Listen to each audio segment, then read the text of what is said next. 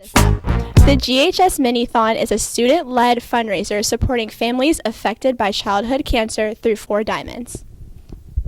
Teams will compete in activities, games, and challenges, and will stand all day for the kids.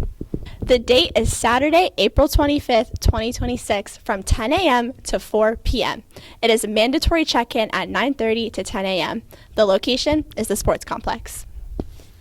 All right, so what happens during Mini-THON is that during a 6-hour event, students will participate in team challenges, relay style competitions, spirit events, and music and dancing. Also, there'll be some food breaks and some prizing competitions. So for the team requirements, you have to have 8 to 10 team members, and all participants must be from Gateway High School. Here's how you stay updated. Come to the first meeting Wednesday during Gator time, room 235 in Ms. Dudek's room. Listen for the morning announcements and keep your eyes peeled. Remember to follow the Mini-THON GHS account. #ForTheKids!